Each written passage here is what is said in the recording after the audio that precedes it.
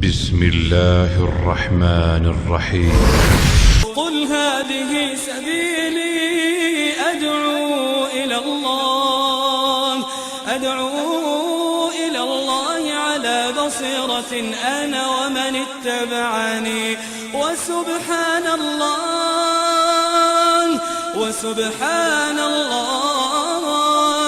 وسبحان الله وما أنا من المشركين. إن الحمد لله نحمده ونستعينه ونستغفره ونؤمن به ونتوكل عليه ونعوذ بالله من شرور أنفسنا ومن سيئات أعمالنا من يهده الله فلا مضل له ومن يضلل فلا هادي له وأشهد أن لا إله إلا الله وأشهد أن محمدا عبده ورسوله. أما بعد فإن خير الحديث كتاب الله وخير الهدي هدي محمد صلى الله عليه وسلم وشر الأمور محدثاتها وكل محدثة بدعة وكل بدعة ضلالة وكل ضلالة في النار. قال الله تبارك وتعالى في كلامه المجيد: يا أيها الذين آمنوا اتقوا الله حق تقاته ولا تموتن إلا وأنتم مسلمون. يا أيها الناس اتقوا ربكم الذي خلقكم من نفس واحدة وخلق منها زوجها وبث منهما رجالا كثيرا ونساء واتقوا الله الذي تساءلون به والأرحام إن الله كان عليكم رقيبا. يا أيها الذين آمنوا اتقوا الله وقولوا قولا سديدا يصلح لكم أعمالكم ويغفر لكم ذنوبكم ومن يطع الله ورسوله فقد فاز فوزا عظيما. اللهم صل على محمد وعلى آل محمد كما صليت على إبراهيم وعلى آل إبراهيم إنك حميد مجيد. اللهم بارك على محمد وعلى آل محمد كما بارکت علی ابراہیم وعلی آل ابراہیم انک حمید مجید. تمام قسم کی حمد و ثنا کی کبریائی اور بڑائی اس اللہ عز و جل کے لیے لائق و زیبہ ہے جس نے ہمیں اور آپ کو پیدا فرمایا اور بیش بہا درود و سلام اس ذات مبارکہ مطہرہ پر جن کا نام اس میں گرامی احمد مصطفیٰ محمد مصطفیٰ صلی اللہ علیہ وسلم. برادران اسلام، نوجوان دوستوں، بزرگوں اور بھائیوں، آج بتاریخ 15 فروری سن 2019 عیسوی اور 10 جمادی الثانی 1440 ہجری کے اس خطبہ جمعہ میں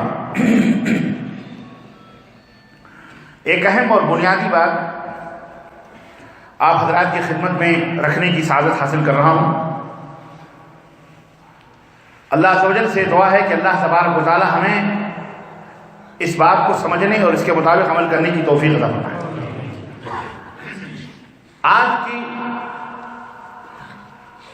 آج کے خطبہ جمعہ کا جو موضوع ہے وہ ہے گمراہیوں کے اسباب. میں 3 سبب جو بہت موٹے ہیں اور واضح ہیں آپ کی خدمت میں رکھوں کہ وہ اسباب کیا ہیں، ریزن کیا ہے کہ آدمی بھٹک جاتا ہے. بہت ساری چیزیں ہیں اس میں، لیکن 3 اہم اور علمی چیزیں ہیں، وہ بنیادی طور پر آپ اس کو سمجھنے کی کوشش کریں انشاءاللہ تبارک تعالیٰ. اور اس موضوع کے بیان کرنے کا جو مقصد ہے وہ مقصد یہ ہے کہ 2 جگہوں پر، دنیا میں بھی اور آخرت میں بھی، آپ سرخرو ہو جائیں، آپ جہنم سے بچ جائیں، دنیا میں ہلاکت و تباہیوں سے محفوظ ہو جائیں.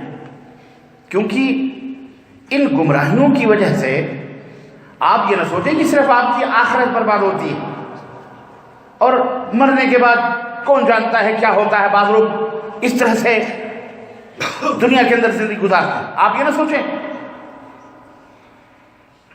کہ صرف دنیا کے اندر بس یہی نہیں، ان اسباب پر عمل کرنے کی وجہ سے دنیا بھی برباد ہوتی ہے اور آخرت بھی برباد ہو جاتی ہے. یہ اب اتنی اہم چیز ہے، آپ کو بتلانا ضروری ہے کہ نہیں ضروری ہے؟ حالانکہ یہ باتیں ایسا نہیں ہے کہ میں پہلی دفعہ بیان کر رہا ہوں، یہ باتیں تھوڑی مختلف تقریروں میں، مختلف دروس میں، مختلف خطبوں میں یہ باتیں بیان کرتی گئی.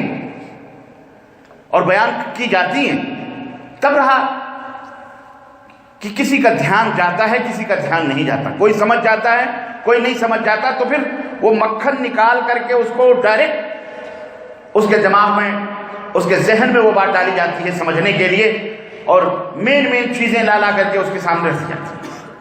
سب کا دماغ ایک جیسا نہیں ہوتا۔ تو میں نے آج کے اس میں وجہ، اس کا ایک سبب بھی، اس کی ایک وجہ بھی، میں ایک ہمارے دوست ہیں شیخ مظفر الاسلام، مدینہ منورہ کے اندر عمری مدنی، مسجد نبوی صلی اللہ علیہ وسلم میں جو نبی کریم صلی اللہ علیہ وسلم کی قبر مبارک ہے، اس کے ارد گرد ان کی ڈیوٹی لگتی ہے،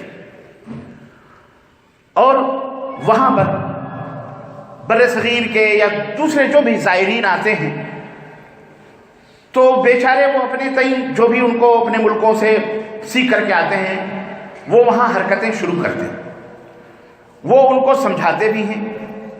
کچھ لوگ الحمدللہ سمجھ کے ہدایت یافتہ ہو جاتے ہیں، لیکن کچھ اپنے اپنے ملکوں کے چونکہ بڑے عہدوں پہ فائز رہتے ہیں، کیونکہ وہ مسجد نبوی ہے، وہاں تو پوری دنیا کے بڑے سے بڑے لوگ آتے ہیں، تو ان کے ارد گرد 20-25 کا حلقہ ہوتا ہے، اس کے بیچ میں رہتے ہیں۔ اب وہ یہ نہیں برداشت کرتے کہ کوئی چیز ان کو ٹوکی جائے تو اس کو تسلیم کر لیں، تو وہاں جھگڑنا بھی شروع کر دیتے ہیں، بہت ساری باتیں ہو جاتی ہیں۔ کل میں نے ایسی ہی ایک کلپ دیکھ رہا تھا، تو اس میں ایک حدیث مبارک تھی، وہ حضرت جو تھے وہ اسی کو رٹ رہے تھے۔ مولانا کہہ رہے تھے کہ اس کا یہ مطلب نہیں ہے، وہ کہہ رہے تھے نہیں اس کا ہم یہی مطلب لیتے ہیں۔ آپ جو مطلب لیتے ہیں اس مطلب میں اللہ کے نبی کی اہانت لازم آتی ہے، ہم جو مطلب لیتے ہیں اس میں اللہ کے نبی کا جو ہے کا مقام اور رتبہ بلند سمجھ میں آتا ہے۔ اس طرح کی باتیں وہاں ہوئی، تو میں نے کہا اعوذ باللہ، یہ جو جھگڑا ہے اس کا خاتمہ بھی ہے الحمدللہ۔ یہ منہج، یہ کیوں ایسا ہوتا ہے؟ منہج آدمی جب بھول جاتا ہے، جب راستہ چھوڑ دیتا ہے تو بھٹکنا اس کا لازمی ہو جاتا ہے۔ یہ مکہ اور مدینے کا ایک راستہ ہے، آپ ہائی سے نکلتے ہیں، مدینے کا روڈ پکڑ لیں، آپ سیدھا آنکھ بند کر کے مدینہ چلے جائیں، بورڈ لگے ہوئے ہیں، لیکن جب راستہ پتہ نہ ہو تو مدینہ آپ کیسے پہنچو گے؟ ادھر کبھی دائیں کبھی بائیں، کبھی یہاں بھٹک رہے کبھی وہاں بھٹک رہے، اور آپ اسی کو اپنا وہ سمجھ رہے کہ صاحب یہ بھٹکنا بھی منزل تک پہنچنے کی ایک وہ ہے، ہم بڑے اچھے ہیں بڑے۔ آپ کا عقیدہ، آپ کی محبت کتنی ہی کیوں نہ ہو، اگر آپ راستے سے بھٹک گئے تو آپ مدینہ پہنچ سکتے نہیں پہنچ سکتے۔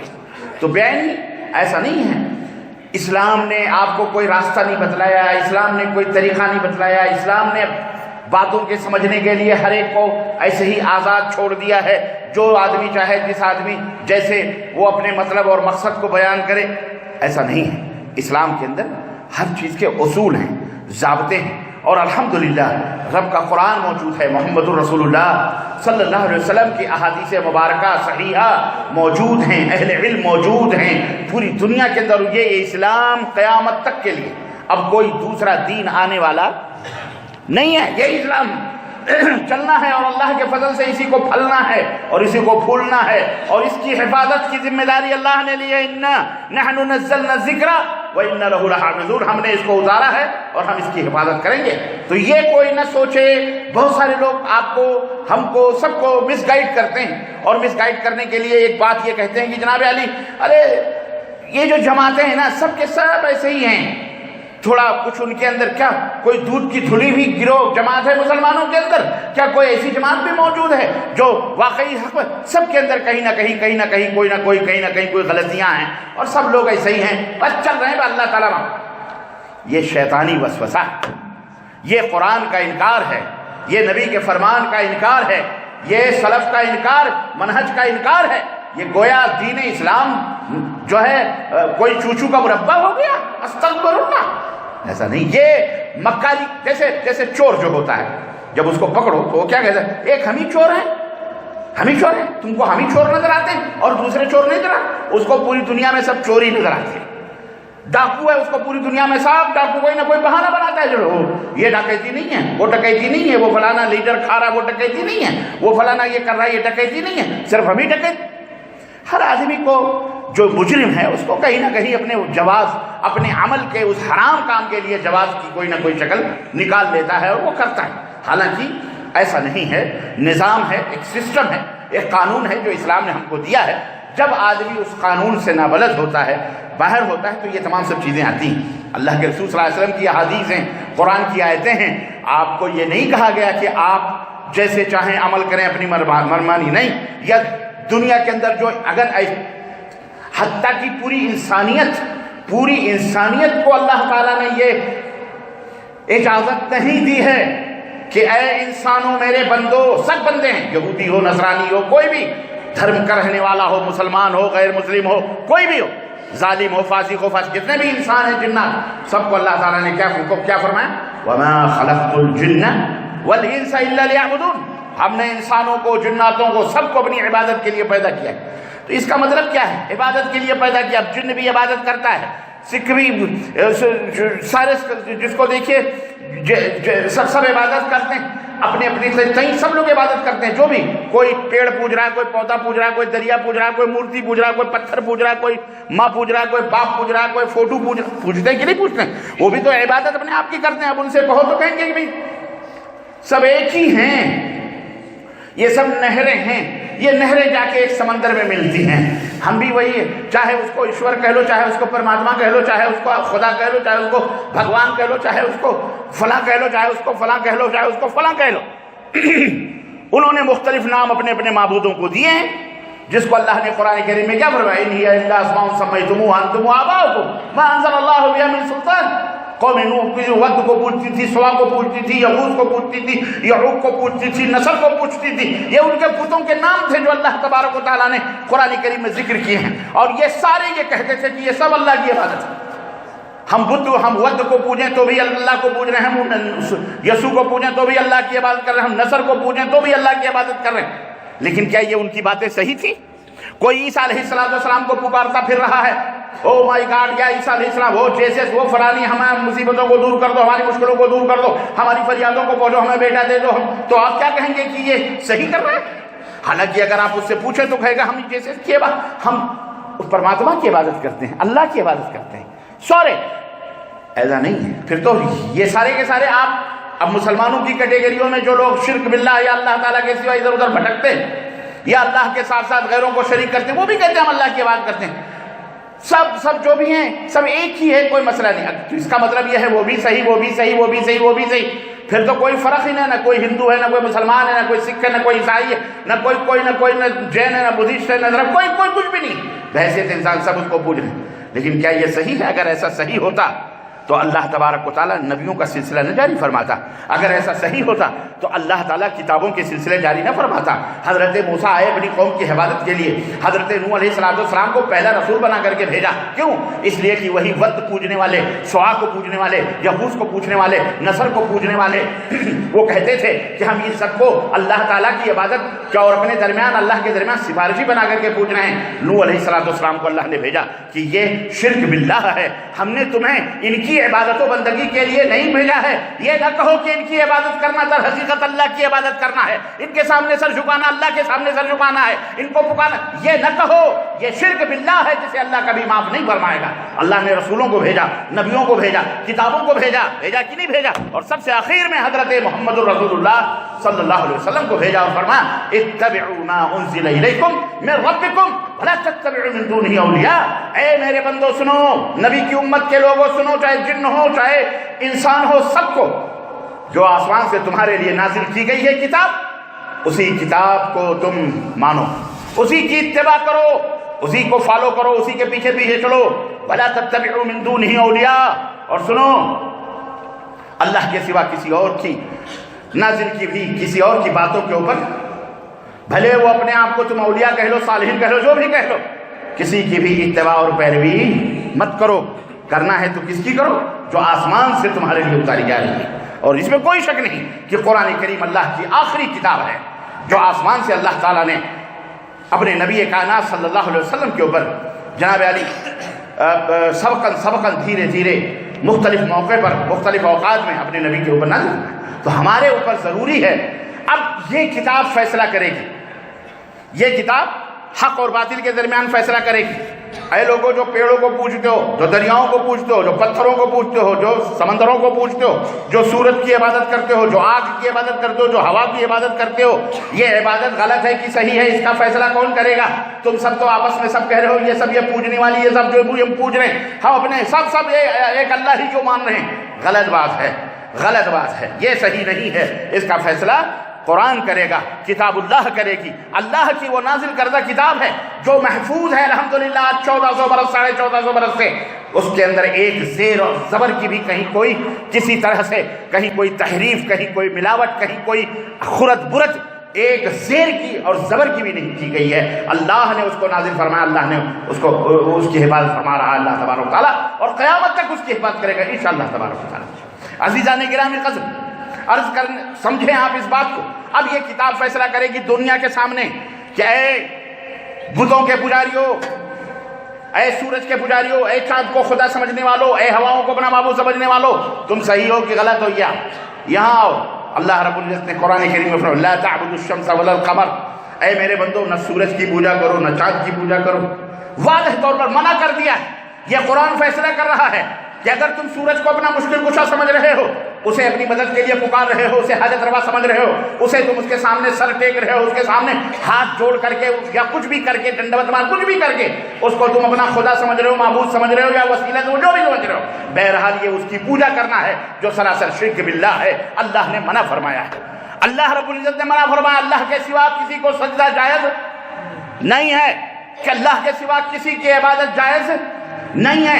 تم جس کو پوچھتے ہو، اللہ نے قرآن کریم میں بے شمار مقامات پر، اگر میں ان آیتوں کو بیان کروں تو پورا خطبہ اسی کے اوپر ہو جائے گا، لیکن جو اہم بات میں آپ کو سمجھانا چاہتا ہوں وہ ہے، اتنی بات آپ سمجھ لیں کہ قرآن فیصلہ کرے گا، احادیث رسول صلی اللہ علیہ وسلم فیصلہ کریں گے کہ انسانیت کو کس راہ پہ چلنا ہے۔ انسانیت کو جس راہ پہ چلنا ہے اس کی ہدایت کے لیے اللہ نے اپنے آخری نبی حضرت محمد رسول اللہ صلی اللہ علیہ وسلم کو پیدا فرمایا اور دنیا والوں سے کہا کہ اس کو مانو، لا الہ الا اللہ محمد رسول اللہ، محمد صلی اللہ علیہ وسلم اللہ کے رسول ہے۔ یہ رسول ہیں، یہ جو کہہ رہے ہیں، جو تمہیں بتا رہے ہیں اس کو تسلیم کرو، جو خبر دے رہے ہیں پچھلے کی اس کو بھی مانو، جو آگے کی بتا رہے ہیں وہ بھی مانو، ان کی تصدیق کرو، ان کو دل سے تسلیم کرو، ان سے محبت کرو۔ یہ جو کہہ رہے ہیں یہی دین ہے، یہی اسلام ہے، یہ اللہ کے پیغمبر ہیں، یہ اللہ کے بھیجے گئے رسول ہیں، ان کے اوپر ایمان لاؤ۔ ان کے اوپر ایمان لانے کا مطلب یہ ہے کہ گواہی تو جو کچھ بھی یہ کہہ رہے ہیں اور جو کچھ بھی یہ کہہ رہے ہیں، وَمَا آتَاكُمُ الرَّسُولُ فَخُذُوهُ وَمَا نَهَاكُمْ عَنْهُ فَانْتَهُوا، جو رسول کہہ رہے ہیں اسے لے لو اور جو جس سے منع کر رہے ہیں اسے رک جاؤ۔ یہ رسول مرکز ہدایت ہے، یہی اختلاف اور اتفاق کا نقطہ ہے، یہی سینٹرل پوائنٹ ہے۔ یہ رسول جب یہی جنت اور جہنم میں جانے کی گارنٹی ہیں۔ كُلُّ أُمَّتِي يَدْخُلُونَ الْجَنَّةَ إِلَّا مَنْ أَبَىٰ قال ومن ابى قال من عصاني دخل الجنہ ومن عصاني فقد ابى۔ نبی نے فرمایا میری امت ساری امت قیامت تک آنے والی سب جنت میں جائے گی، سب جنت میں جائے گی، سب کو اللہ جنت میں داخل کرے گا، الا من ابى، سوائے اس کے جو خود جنت میں جانے سے انکار کرے۔ کہا گیا کون جنت میں جانے سے انکار کرے گا؟ آپ نے فرمایا جس نے میری پیروی کی، میرا حکم مانا، میری اتباع کی، وہ جنت میں جائے گا، اور جس نے میری نافرمانی کی فقد ابا، اس نے خود جنت میں جانے سے انکار کر دیا۔ تو جنت میں جانے سے انکار مت کرو۔ خیر، یہ راستہ ہے، یہ منہج ہے، یہ طریقہ ہے۔ اللہ کے رسول صلی اللہ علیہ وسلم نے فرمایا فإن خیر الحدیث کتاب اللہ، ہر خطبے میں آپ سنتے ہو سب سے بہترین کتاب کس کی کتاب ہے؟ اللہ کی کتاب ہے۔ وخیر الہدی ہدی محمد صلی اللہ علیہ وسلم، اور سب سے بہترین تعلیم، سب سے بہترین رہنمائی، سب سے بہترین گائیڈنس، سب سے بہترین علم کس کی ہے؟ تعلیم کس کی ہے؟ محمد الرسول اللہ۔ ان سے بہتر کسی کی تعلیم ہو سکتی؟ روزانہ ہر جمعے کو خطبے میں، عید کو، بقرعید کو سنتے ہو، سمجھ میں نہیں آتا؟ پھر کہاں سے یہ تیسرے چوتھے پیدا ہو جاتے ہیں بھیا؟ ہیں؟ اور میں دوسروں کو کیا کہوں؟ ہم تو دوسروں کو صحیح رہنمائی کرنے کے لیے بھیجے گئے۔ کنتم خیر امۃ اخرجت للناس تأمرون بالمعروف وتنہون عن المنکر، اللہ نے ہم کو بپا کیا، امت محمدیہ کو اس لیے پیدا کیا کہ تم صحیح ہوتے ہوئے بھلائیوں کا حکم دو، برائیوں سے روکو، ہماری دنیا کو پاک کرو برائیوں سے، صاف کرو، امن اور شانتی کا ماحول استعمال کرو، وہاں پہ پیدا کرو، کریٹ کرو جہاں امن ہو، راحت و سکون ہو۔ تم ہی امن و راحت کو بھنگ کرنے والے پیدا ہو گئے، بن گئے تو کہاں سے روشنی آئے گی، کہاں سے کوئی صحیح راستہ پائے گا؟ ہمیں تو اس لیے پیدا کیا گیا تھا، ہم تو ان کو راستہ بتلانے کے لیے، لیکن مشکل شیطان لعنت اللہ علیہ ہمارے درمیان گھس کر ہم ہی کو مس گائیڈ کر دیا، ہم ہی کو ٹکڑے ٹکڑوں میں بانٹ دیا، ہم ہی کو گمراہیت کے راستے پہ ڈال دیا۔ دوسرے تو بیچارے منتظر ہیں کہ ہم ان تک پہنچیں، ہم انہیں بتائیں کہ یہ دین ہے، یہ اسلام ہے، اور بقیہ سارے کے سارا خرافات ہے، ہم انہیں سمجھائیں، ہم انہیں بتلائیں کہ اس کی پوجا نہ کرو، اس کے بعد ایک اللہ کی عبادت کرو۔ ہمیں تو اپنوں کو سمجھانا پڑ رہا ہے، اپنی وہ دشمنی کے نام پر مر رہا ہے، اسلام سے جو باہر ہے وہ دور کیوں ہو رہا ہے؟ عداوت کی بنا پر، دشمنی کی بنا پر، اور ہمارا اپنا پٹ رہا ہے شیطان۔ یہاں جو ہمارے نبی کی امت کلمہ پڑھنے والی جو ہے، ان کو جو پٹ رہے ہیں، ان کو شیطان پیٹ رہا ہے عقیدت اور محبت سے۔ وہ یہ سوچتا ہے ہم جو سمجھ رہے ہیں مقام، اس مقام پر جب تک وہ بندہ نہ پہنچ جائے تب تک وہ جو ہے معتبر نہیں ہوتا۔ یہ ہماری حماقت ہے۔ تم کیا، تمہارے جیسے پدی کے شوربے، وہ رفعت اور مقام جو اللہ جس کو دے، تمہاری سوچ وہاں تک پہنچ سکتی؟ وہ کہہ رہا ہے ہماری سوچ میں یہ گستاخی ہے۔ ابے تیری سوچ میں گستاخی کیا؟ دماغی غلیظ ہے۔ جس کو تو گستاخی سمجھ رہا ہے وہ گستاخی نہیں ہے، وہ تیرے شیطان کی رہنمائی ہے۔ ہم اس آیت کو مانتے ہی نہیں، ہم اس دین کو مانتے نہیں، ہم اس پیغام کو مانتے نہیں، ہم اس کلام کو مانتے نہیں جس میں سید العرب والعجم سیدنا محمد الرسول اللہ صلی اللہ علیہ وسلم کی گستاخی ہو۔ ہم اسے تسلیم ہی نہیں کرتے۔ تم کیا سمجھ رہا ہے؟ تیرے اپنی اب محبت کے نام پر کسی کی بہن بیٹیوں کو تم کہو ہمیں اس سے پیار ہے، ہمارا اس کے اوپر حق ہے، ہمیں محبت ہے، یہ دلیل ہے؟ آپ اپنی بہن یا ہم اپنی بہن بیٹی کسی کو اس بنیاد پر دے دیں گے کہ ہمارا حق ہے تمہاری بیٹی پر، ہمارا حق ہے تمہاری بہن پر؟ کیوں؟ اس لیے کہ میں اس سے محبت کرتا ہوں۔ ہم دے دیں گے اپنی بہن؟ بولو نہیں، بولو ان سے کہو یہ دے دیں گے اپنی بہن؟ ابے تیری سوچ غلط ہے، تیری فکر کے اندر خناس ہے۔ تو کہتا ہے ہم نبی صلی اللہ علیہ وسلم کو مشکل کشا سمجھتے ہیں، حاجت روا سمجھتے ہیں۔ میں نبی کی بات کر رہا ہوں، دیگر للو پنجو جمعہ سبراتی کی بات نہیں کر رہا جس کے حسب اور نسب کا پتہ نہیں۔ ہم جڑ کاٹنے کی بات کرتے ہیں، ہم نیچے سے نہیں چلتے، سیدھے جڑ ختم کرو، شرک اور بدعت۔ نبی کائنات صلی اللہ، ہم زندہ سمجھتے ہیں اپنے نبی کو، کیونکہ ہماری سمجھ میں یہ ہے اگر وہ مر گئے تو وہ ان کی گستاخی ہے۔ سمجھے نہیں میری بات؟ اگر کوئی یہ کہتا ہے کہ اگر نبی مر گئے تو یہ ان کی گستاخی ہے، ہم مان لیں گے؟ بولو، کوئی بھی مومن تسلیم کرے گا اس کو؟ کون سی عقل ہے جو اس کو تسلیم کرے گی؟ اللہ کے نبی کا مرنا یہ گستاخی ہے، اللہ کے نبی کی شان ہے۔ اس جاہل کے دماغ میں کسی نے یہ بات گھسا دی کہ مرنا توہین ہے بندے کی۔ ارے اللہ کے لیے مرنا اللہ کی توہین ہے، بندوں کے لیے، مخلوقات کے اوپر کل نفس ذائقۃ الموت، ہر نفس کو موت کا مزہ چکھنا ہے۔ مرنا اللہ کے لیے توہین ہے، غیر اللہ کے لیے عینی سعادت ہے کہ وہ مر کر کے اللہ سے ملاقات کرے گا۔ اور سنو، شیطان نے بڑا لمبا ہاتھ مارا ہے۔ ایک نبی کے تعلق سے یہ بدعقیدگی پھیلا کر اس نے نہ جانے کتنے ہیں بے حسب اور بے نسب، میں تو یہ کہوں بے حسب اور بے نسب، جن کو قطب ابدال اور اوتاد اور نجبہ اور فدوہ اور پتہ نہیں کیا کیا نام دے کر ان کے اوپر منو مٹیاں ڈال کر، گرین اور لال اور پیلی چادریں چڑھا کر، گنبد بنا کر، بھنگڑے گوا کر، قوالیاں بلا کر، ایسے لوگوں کو بھی قبروں کے اندر زندہ، بولو سمجھا ہوا ہے کہ نہیں سمجھا ہوا ہے؟ ہاں جی، نبی یہ کائنات کی عقیدت کی آڑ لے کر دین اسلام کا مذاق اڑا رہا ہے یہ مسلمان، کلمہ پڑھنے والا یہ مسلمان۔ نبی کائنات نے اللہ اکبر، اللہ فرماتا انکا میت وانہم میتون، اے میرے نبی یہ کفار کس چیز کے اوپر گھمنڈ کر رہے ہیں؟ ارے انہیں بھی مر کر آنا ہے میرے پاس، اور آپ کو بھی مر کر کے آنا ہے۔ اللہ، ایک بڑھیا پہنچتی ہے نبی کائنات، میں یہ قرآن کی بات کر رہا تھا، اللہ تعالیٰ نے غزوہ احد کے موقع پر جب فتح تھوڑی دیر کے لیے شکست میں تبدیل ہو گئی، صحابہ کرام مبہوت ہو گئے تلواروں سے، حضرت سیدنا عمر بن خطاب جیسی ہستی ہاتھ سے تلوار چھوٹ گئی، کہنے لگے کیا ہو گیا؟ کسی نے یہ کہا، آواز لگا دی کہ محمد، شیطان نے چیخ ماری، صلی اللہ علیہ وسلم قتل کر دیے گئے۔ صحابہ بالکل، کسی نے کہا جب نبی نہیں رہے تو ہم کو کیا ضرورت ہے زندہ رہنے کی، چلو مرو۔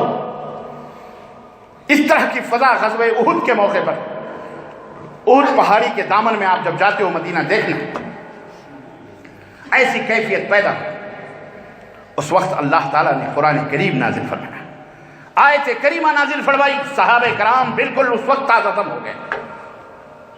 وما محمد الا رسول قد خلت من قبله الرسل افإن مات او قتل انقلبتم على اعقابكم۔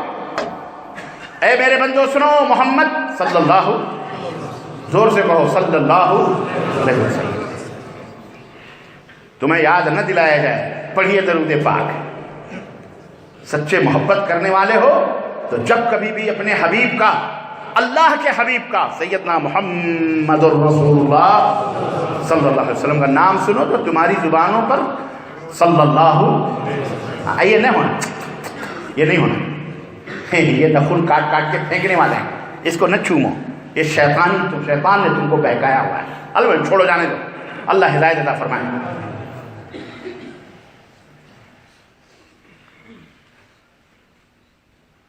محمد صلی اللہ علیہ وسلم ایک رسول ہیں، اور ان سے پہلے بھی بہت سارے رسول آئے اور گئے۔ قد خلت من قبلہ الرسل، ان سے پہلے بھی بہت سارے انبیاء اور رسول آئے اور گئے۔ اللہ کو پیارے، افإن مات او قتل، اے لوگوں سنو، کیا اگر یہ مر جائیں، افإن مات، اگر یہ رسول مر جائیں، محمد صلی اللہ علیہ وسلم مر جائیں، او قتل، یا انہیں قتل کر دیا جائے، تو میرے بندو یہ بتاؤ، کیا ان کا لایا ہوا دین اللہ نے جو بھیجا ہے اس کو چھوڑ کر پھر تم کافر ہو جاؤ گے؟ وَمَن يَنْقَلِبْ عَلَىٰ عَقِبَيْهِ فَلَن يَضُرَّ اللَّهَ شَيْئًا وَهُوَ فِي الْآخِرَةِ مِنَ الْخَاسِرِينَ۔ اور سنو، انبیاء آتے ہیں جاتے ہیں، رسول آتے ہیں اور جاتے ہیں، اور اللہ کا دین چلتا رہتا ہے، اللہ کا دین چلتا رہتا ہے۔ جو کوئی بھی اس دین کو چھوڑ کر پھر پلٹ کر اپنے باپ داداؤں کے دین پہ جائے گا، وہ خسارہ اٹھانے والوں میں سے ہو جائے گا، آخرت میں گھاٹا اٹھانے والوں میں سے ہو جائے گا، مطلب یعنی اس کا ٹھکانہ جہنم۔ میں آپ سے ایماندارانہ سوال کرتا ہوں، سعودی عرب میں آپ لوگ رہتے ہو، افإن مات، اگر وہ مر جائیں، مات یموت، موتن کے معنی کیا ہوتے ہیں؟ مر جانا۔ آپ ہمارے ملکوں کے بڑے، اصل میں کیا کہوں میں یار، مجھے سمجھ نہیں آتی، اللہ انہیں ہدایت کرتا ہے، کیونکہ میں بھی انہی ٹولیوں کا کبھی ایک حصہ تھا، تو میری بھی سمجھ میں نہیں آتا تھا، گستاخی سمجھتے تھے، لیکن یہ غلطی ان کی نہیں ہے، ان کے اوپر جو پریشر ہے یا ان کو جو مرغے مسلم کھانے کو ملے ہیں، سب کچھ چھوڑ چھاڑ کے وہ پیریں دباتے ہو، سر دباتے ہو، ہاتھ دباتے ہو، فری کا کھانا مل رہا ہے، فری کی ٹیکیں ہیں، مرغے ہیں، مسٹنڈے ہیں، سب بیٹھے ہیں عیش کر رہے ہیں، وہ کیوں چھوڑ کے آئیں گے؟ وہ کیوں آئیں گے یہ خشک، ہمارے جیسے لوگ جہاں خشک بالکل کچھ نہیں نصیب ہے، کبھی کوئی دعوت بھی نصیب نہیں، ہاں زرداری صاحب ماشاءاللہ بیٹھے ہیں ہمارے زرداری صاحب، معاف کرنا وہ زرداری صاحب نہ کوئی سمجھے کہ سعودی عرب پہنچ گئے وہ، تو کہنے کا مطلب یہ ہے، یہ خشک ماحول ہے یہاں، تری نہیں ہے، تری تو وہاں ہے، اسے چھوڑ کر کے تمہارے جیسے لوگوں کی صحبتوں میں کون آگے بیٹھے؟ عزیزان گرامی سمجھو ذرا، بہت کچھ مصلحتیں ہوتی ہیں، انسان اس پیٹ کے لیے نہ جانے کیا کیا دھندے کرتا ہے، اور آپ اس کے شکار، ورنہ اچھا بہت سارے لوگ کہتے ہیں یار اختلاف کی بات مت کرو، جماعت کی بات نہ کرو، بہت مشکل ہے۔ ہم نے کہا تمہاری وجہ سے مشکل ہو رہا ہے، تم سدھر جاؤ۔ اللہ وان اللہ لیس بظلام للعبید، اللہ اپنے بندوں پر ظلم نہیں کرتا۔ تمہارے بد کرداریوں، بد عقیدگیوں کی وجہ سے یہ جو تم نے اللہ کی رحمتوں کی رکاوٹوں کے لیے مزار درگاہ بنا بنا کے پوجتے ہو نا، یہ اللہ کی رحمتوں کو روکنے والی چیزیں، برکتوں کو ختم کرنے والی چیزیں۔ ارے شکر کرو زندہ ہو پتنی کہ اللہ ارحم الراحمین ہے، ورنہ تمہیں تو سونامی ڈال کر کے ختم کر دینا تھا اللہ رب سے۔ بچے ہوئے ہو، اللہ کی رحمت ہے۔ تو اللہ آیت کریمہ بتا رہی، اور سنو صحیح بخاری کی روایت، حضرت سیدنا ابو بکر صدیق رضی اللہ تعالیٰ، مدنی تاجدار کا انتقال ہوتا ہے، آپ صلی اللہ علیہ وسلم خبر پہنچتی ہے، حضرت سیدنا ابو بکر آتے ہیں آوالی سے، اور آپ صلی اللہ علیہ وسلم کی نگاہیں، آنکھیں چشم مبارک کو بند کرتے پیشانی کا بوسہ لیتے ہیں اور کہتے ہیں اللہ کہ نبی اب آپ کے اوپر دو موتیں نہیں آ سکتی۔ سیدنا ابو بکر تلوار لے کر کے کھڑے ہوئے کہہ رہے ہیں جو کہے گا اگر میرے نبی مر چکے ہیں میں ان کی گردن اتار دوں گا، یاد رکھنا۔ ارے وہ جیسے موسیٰ گئے تھے نا 40 دن کے لیے پہاڑ پر اللہ کی تختی اور لوح لانے کے لیے اللہ نے بلایا تھا، میرے نبی بھی ویسے ہی کرنے گئے، لوٹ کے آ جائیں۔ یہ کوئی ایسی بات نہیں تھی، بیچارے وہ محبت رسول کا وہ ایک جنون تھا جسے دیکھ کر وہ اپنی آنکھوں کو ٹھنڈک پہنچایا کرتے تھے، جس نبی کی صحبتوں میں بیٹھ کر وہ اللہ کا پیغام سنا کرتے تھے، رحمتوں کی چھاؤں میں رہتے تھے۔ آج وہ رحمت اسی چارپائی پر لیٹی ہوئی ہے، نہ بات کر رہی ہے، نہ حرکت کر رہی ہے، نہ دیکھ رہی ہے۔ صحابہ مطمئن ہیں، مضطرب ہیں، پریشان ہیں۔ وہ ان کا وہ فراق تھا، نبی کریم صلی اللہ علیہ وسلم کی جدائی تھی، غم مفارقت میں یہ کلمات نکل رہے تھے۔ سیدنا ابو بکر صدیق ممبر رسول پر چڑھے اور آپ نے کہا یا ایھا الناس اعلموا، اے لوگو سنو، من کان منکم یعبد محمدا فإن محمدا قد مات ومن کان منکم یعبد اللہ فهو حی لا يموت۔ عمر علی رسلک یا عمر، عمر کو آواز دی، عمر بیٹھ جاؤ، بیٹھ جاؤ اپنی جگہ پر۔ یہ حکم دینے والا ابو بکر صدیق ہی ہو سکتا ہے، یار غار رسول ہی ہو سکتا ہے، جس کے بارے میں نبی نے اپنی زندگی ہی میں بشارت دے دی تھی کہ ایک بڑھیا کا واقعہ میں بتانا چاہ رہا تھا۔ آئی اور اس نے کہا اے اللہ کے رسول، جب آپ مر جائیں گے، سنو صحابیہ ہیں، جب آپ مر جائیں گے، آج آپ زندہ ہیں، آپ کی خدمت میں زکوٰۃ لا کے ہم رکھ دیتے ہیں، کل جب آپ مر جائیں گے آپ کی ہڈیاں بوسیدہ ہو جائیں گی، تو ہم زکوٰۃ کس کو لا کر کے دیں گے، کس کی خدمت میں لائیں گے؟ اللہ کے حبیب نے فرمایا تھا اماں اس وقت جب میں نہ رہوں اور تو آئے یہاں پر تو ابو بکر کو زکوٰۃ دے کے چلی جانا۔ اللہ، یہ ایک اشارہ تھا کہ میرے بعد جو خلیفہ بننے والا ہوگا کون ہوگا۔ صحابہ کرام کی سمجھ جانتی تھی، فہم جانتی تھی، اشارہ تھا۔ وہ ابو بکر، اللہ اکبر، اب عمر بن خطاب جانتے تھے کہ جو مجھے آواز دے رہا ہے الا رسلک یا عمر، عمر اپنی جگہ سے اپنی جگہ پہ بیٹھ جاؤ، یہ آواز کسی معمولی ہستی کی نہیں ہے۔ جانتے تھے اسی نبی نے کہا تھا اس شخصیت کے بارے میں، اسی شخصیت کے بارے میں کہا تھا اپنے مرض الموت کے موقع پر، جب آپ اس موت کی بیماری میں مبتلا ہوئے جس میں کہ آپ صلی اللہ علیہ وسلم کی وفات مبارک ہوئی، اس وقت کہا تھا میرے دروازے میرے گھر کے لیے سارے دروازے بند کر دیے جائیں الا باب ابی بکر، لیکن ابو بکر کا دروازہ کھلا رکھا جائے۔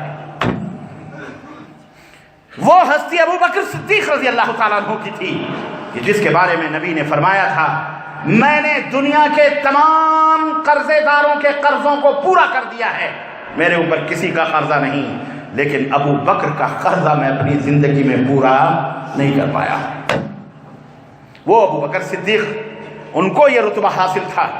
عمر سے کہا بیٹھو، اور بیٹھے، اور پھر خطبہ دیا حضرت ابو بکر صدیق نے، ایھا الناس، سنو، جو محمد کی پوجا کرتا تھا، من کان منکم یعبد محمدا صلی اللہ علیہ وسلم، پوجا کرتا تھا وہ سن لے، فإن محمدا قد مات، سن لے کہ محمد صلی اللہ علیہ وسلم مر چکے ہیں، مات، مر چکے۔ ابو بکر گستاخ تھے؟ پوچھو ان عجمی گنگے ملاؤں مفتیوں سے، پوچھو ان سے جو موت کو توہین سمجھتے ہیں اور عقیدہ بنا دیا۔ محترم جی، عقیدہ بنایا ہوا ہے کہ نبی صلی اللہ علیہ وسلم مرے نہیں ہیں، گروپ ہے حیاتی اور مماتی، اور آپس میں بھی بٹ گئے مولوی، ایک گروپ انہی کا کہتا ہے مر چکے ہیں، ایک گروپ کہتا نہیں زندہ ہے۔ ایک گونگے بہرے، اللہ انہیں ہدایت عطا فرمائے۔ میں وہ گمراہیوں کے 3 اسباب وہ بتانا چاہ رہا تھا، یہ تمہیدات میں گفتگو چل رہی ہے میری، اصل وہ تھا میرا، یہ میں اس لیے بتا رہا ہوں تاکہ آپ سمجھ جاؤ، بنیاد وہ میں بیس بنا رہا ہوں سمجھانے کے لیے۔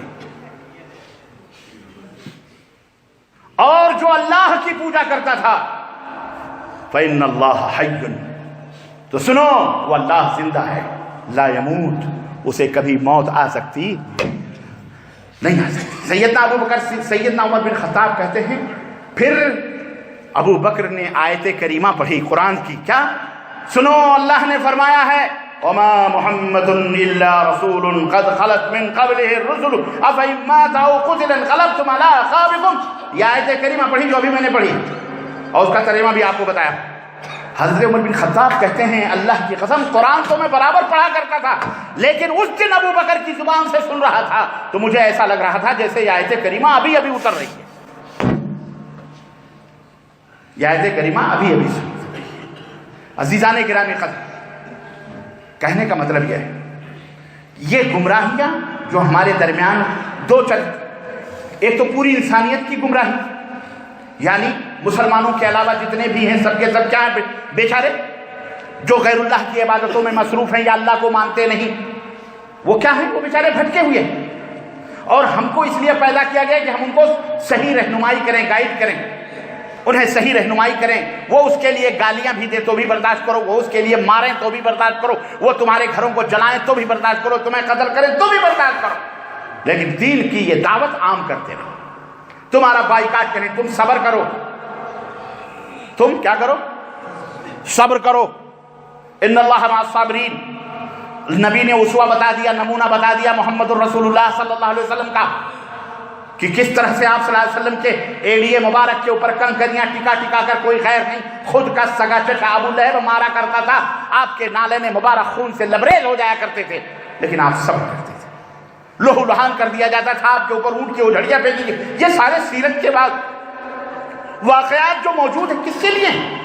یہ ہمارے تمہارے لیے ہیں کہ دعوت اللہ کے راستے میں یہ مشاکل، یہ مسائل، یہ پریشانیاں آئیں گی، اور دعوت اللہ کے لیے تمہیں قربانیاں دینا پڑیں گی۔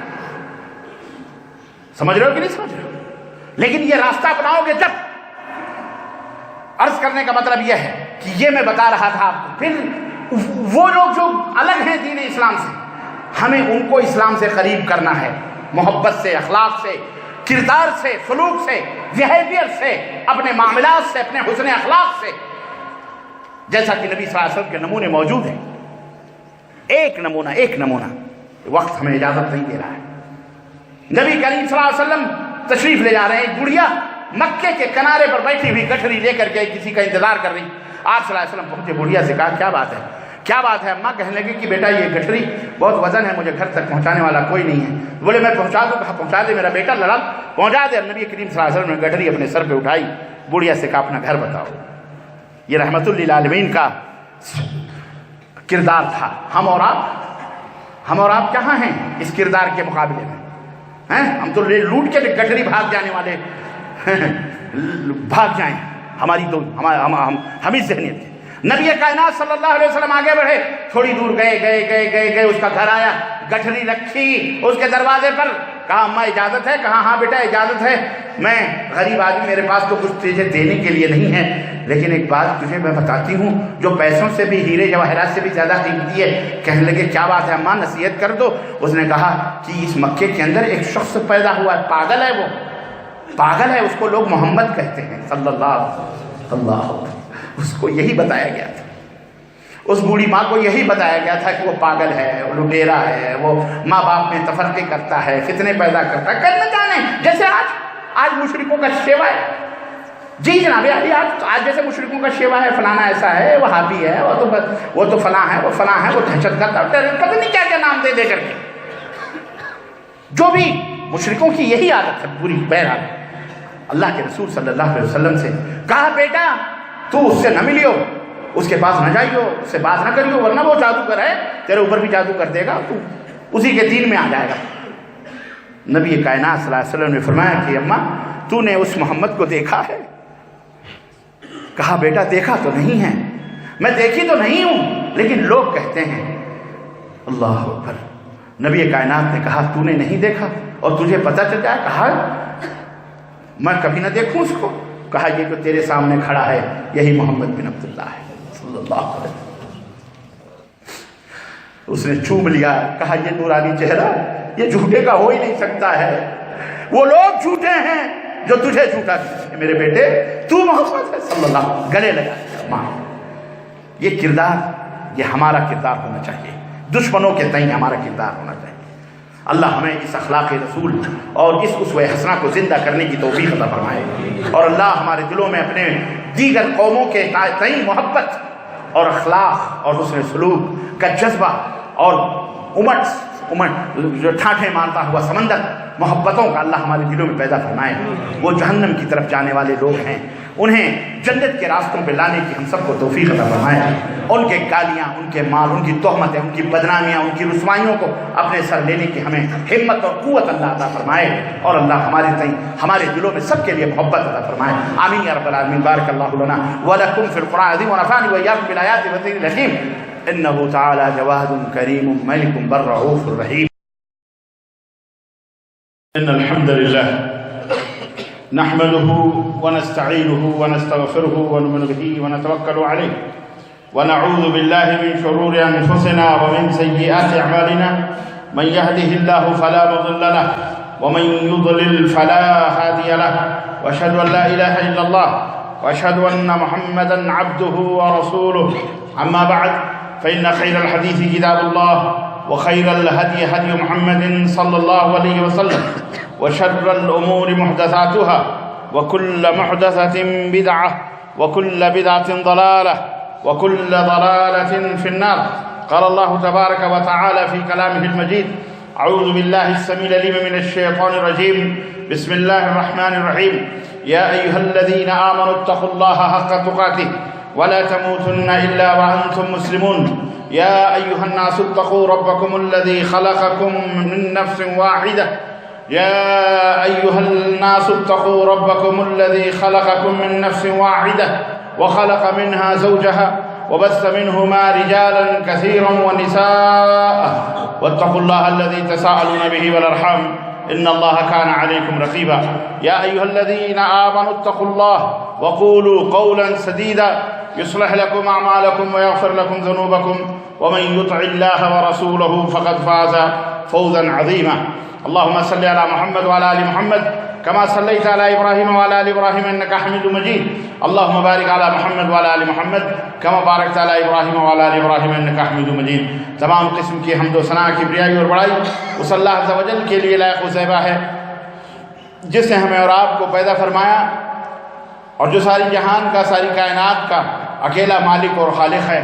اور درود و سلام اس ذات مبارکہ مطہرہ ہے جن کا نام اسم گرامی احمد مصطفیٰ محمد مصطفیٰ صلی اللہ علیہ وسلم. برادران اسلام، نوجوان دوستوں، بزرگوں اور بھائیوں، آج 22 فروری 2019 کے اس خطبہ جمعہ میں اپنے اسی پچھلے ہفتے کے موضوع کی وضاحت بھی اور اس کی تکمیل بھی کرنے کی سعادت حاصل کر رہا ہوں انشاءاللہ تبارک و تعالی. جیسا کہ آپ کو معلوم ہے کہ پچھلے ہفتے میں نے جس موضوع پر کا اعلان کیا تھا اور جس موضوع پر میں نے گفتگو کی تھی مختصر سی، وہ موضوع تھا گمراہیوں کے اسباب۔ میں نے آپ کو بتلایا تھا کہ 3 اہم اور بڑے بنیادی اسباب ہیں۔ یوں تو بہت سارے ہیں، لیکن اگر ان تینوں کے اوپر کنٹرول کر لیا گیا، ان اسباب کے اوپر، ان وجوہات پر صحیح ڈھنگ سے اگر کنٹرول کر لیا گیا، تو باقی جو انحرافات ہیں، باقی جو گمراہیوں کے اسباب ہیں، وہ انشاءاللہ تبارک و تعالیٰ ان کے اوپر کنٹرول آسانی ہو سکتا ہے۔ یہ موٹی موٹی چیزیں ہیں جس کی طرف آپ کی توجہ میں لے جانا چاہ رہا ہوں، تاکہ ہم اور آپ ان اسباب سے بچیں اور اپنے آپ کو جنت میں جانے کا اہل اور مستحق بنائیں۔ حضرات، ان تینوں اسباب میں سے ایک سب سے پہلا سبب گمراہی کا جہالت ہے۔ جہالت، لا علمی، نہ جاننا۔ آدمی اگر یہ جانتا ہے کہ یہ راستہ غلط ہے، تو ظاہر ہے کہ کوئی بھی معقول آدمی اس غلط راستے پہ نہیں جائے۔ اسے پتا ہے کہ اس راستے کے اوپر چور اچکے ڈاکو بیٹھے ہوئے ہیں، تو کوئی احمق نہیں ہے اس راستے کے اوپر جائے۔ اگر اسے پتا ہے کہ آگے چل کر کے کنواں ہے یا سمندر ہے یا دلدل ہے یا مصیبت ہے، وہاں پہ آدمی اس راستے کے اوپر کبھی نہیں جائے۔ لا علمی، جہالت ایک ایسی بیماری ہے، ایک ایسا مرض ہے جس کی وجہ سے آدمی اندھا بن کر کے جہنم کے یا غلط راستوں کے اوپر جاتا ہے۔ بعین ہی اسی طرح دین کے معاملات میں بھی جہالت ایک ایسی بیماری ہے جس کی وجہ سے آج بہت سارے غیر سے میری مراد انسانوں میں نے آپ کو پہلے خطبہ جمعہ میں بتایا تھا کہ 2 طرح کے لوگ انسانوں میں ہیں۔ ایک تو وہ جو بنیادی طور پر واقعی غلط ہیں، جنہیں اپنی جہالت کی وجہ سے انہیں بھی علم نہیں ہے، جو علم دینے والے تھے وہ خود جاہل ہو گئے، جنہیں اس لیے بپا کیا تھا کہ کنتم خیر امۃ اخرجت للناس تأمرون بالمعروف وتنہون عن المنکر، بھلائیوں کا حکم دینے، برائیوں سے روکنے کے لیے اللہ نے ہمیں بپا کیا، ہمیں محمد الرسول اللہ صلی اللہ علیہ وسلم کی امت میں بنائے۔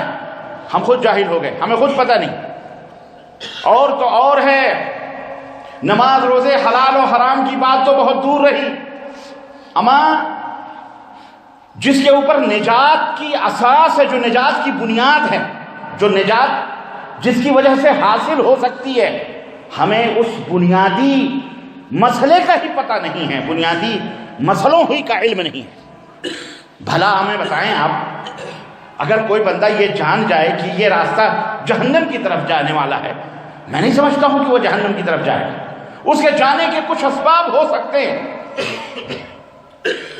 لیکن اگر وہ جاہل ہے، لا علم ہے، اور اسے بتا دیا گیا یہ راستہ جہنم کی طرف جاتا ہے، میں سمجھتا ہوں کہ وہ ڈر جائے، اگر کوئی اور دوسری چیز رکاوٹ نہ بنے اس کے راستے میں۔ لیکن اگر وہ جاہل ہے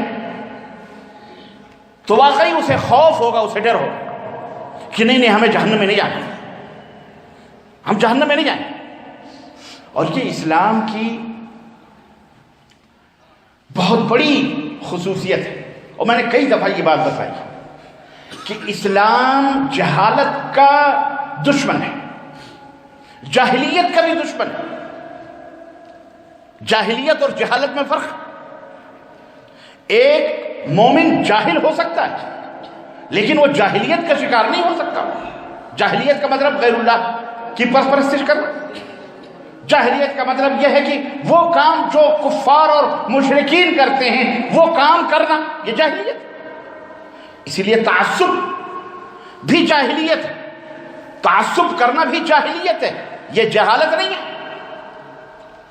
سب کو معلوم ہے کہ بھائی کسی کی سائیڈ نہیں لینی چاہیے غلط طریقے سے۔ اور تعصب کس کو کہتے ہیں؟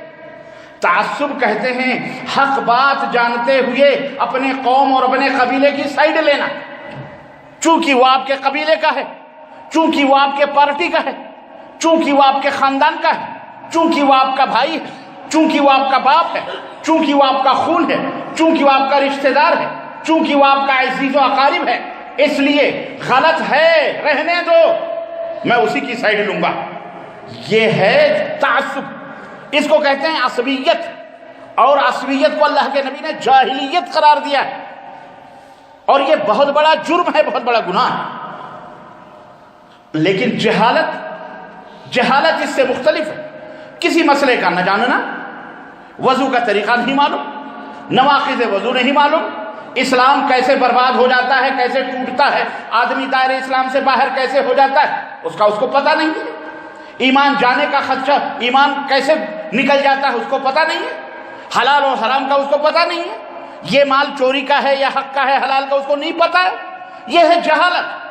تو جہالت کی وجہ سے بہت سارے آج ہم میں دوسرے انسان، اور ان کی بات تو الگ ہے، خود کلمہ پڑھنے والے مسلمان جہالت کی وجہ سے گمراہ ہیں۔ تو گمراہیت کا ایک سبب کیا ہے؟ جہالت۔ اور میں نے بتایا کہ جبکہ اسلام جہالت اور جاہلیت دونوں کا کٹر دشمن ہے، اسلام نے اپنی پہلی وحی جو اپنے نبی کے اوپر نازل فرمائی، سب مسلمانوں کو پتا ہے، اقرأ بسم ربک الذی خلق، پڑھو اپنے اس رب کے نام سے، پڑھو جس نے تمہیں پیدا کیا۔ اللہ اکبر، پڑھنے کا حکم، پڑھو گے تو جہالت ختم ہوگی، پڑھو گے تو جاہلیت بھی ختم ہوگی، پڑھو گے تو علم آئے گا، پڑھو گے تو شعور آئے گا، پڑھو گے تو سوچ آئے گی، پڑھو گے تو نور آئے گا۔ علم نور ہے، روشنی ہے۔ نون والقلم وما یسطرون، اللہ نے نون کی بھی قسم کھائی، قلم کی بھی قسم کھائی۔ گویا پڑھنا اور لکھنا یہ دونوں قیامت کی صبح تک جاری اور ساری رہیں گے۔ اب کیوں کوئی دوسرا دین آنے والا نہیں ہے، نہ کوئی دوسرا نبی اور رسول آنے والا ہے، ایک ہی نبی کا دین چلے گا، قیامت کی صبح تک چلتا رہے گا، وہ ہے دین اسلام۔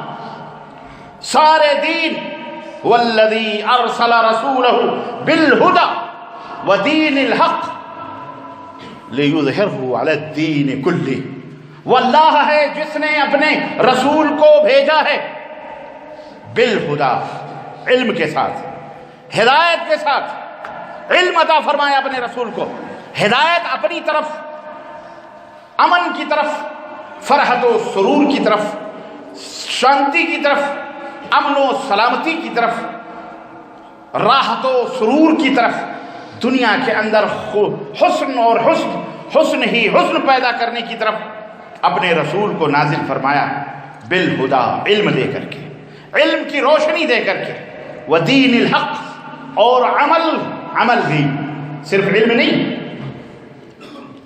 نہیں بلکہ پریکٹیکل شکل میں عمل، دین الحق، دین حق، جس پر چل کر وہ بندہ دنیا کے اندر بھی خوشحال ہو سکتا ہے اور آخرت میں بھی خوشحال ہو سکتا ہے۔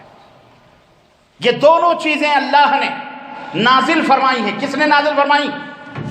اللہ عز و جل۔ اللہ کون ہے؟ سب کو پتہ ہے، بہت سارے جاہل ہیں ان کو پتہ بھی نہیں۔ جاہلیت کی وجہ سے یا عصبیت کی وجہ سے وہ اللہ کو گالی بھی دیتے۔ ایک ڈاکٹریٹ کی ڈگری لیا ہوا شخص دشمنی میں، عداوت میں، بغض میں، حسد میں کیا کہتا ہے؟ کہتا ہے اگر ہمارے دھرم کو ایسا آپ کہو گے تو ہم آپ کے اللہ کو بھی کہیں گے تو آپ کو برا لگے گا۔ کس کو کہیں گے؟ آپ کے اللہ۔ بولو تیرا کون اللہ؟ تجھے کس نے پیدا کیا؟ تو ڈاکٹریٹ کی ڈگری لیا ہوا جاہل، تجھے کس نے پیدا کیا؟ تیری آنکھیں کس نے دی؟ یہ تیرے ہاتھ پاؤں کس نے دی؟ یہ کس نے یہ سانسوں کا سلسلہ جاری فرمایا؟ اس کو کہتے ہیں تعصب۔ اس کو کیا کہتے ہیں؟ اس کو جہالت نہیں کہتے۔ وہ مردود جانتا ہے، وہ جانتا ہے جی، لیکن وہ تعصب کرتا ہے۔ وہ دھرم کے نام پر مانتا، ہمارا دھرم، تیرا دھرم، بس کوئی دھرم ورم صرف ایک ہے، ان الدین عند اللہ الاسلام۔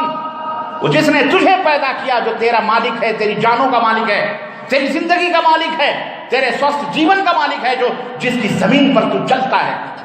کسی مخلوق نے نہیں بنایا اسے، نہ کسی نبی نے، نہ عیسیٰ نے، نہ موسیٰ نے، نہ رسول نے، نہ رام نے، نہ لکشمن نے، نہ کس نے، نہ عیسیٰ نے، کسی نے نہیں بنائے.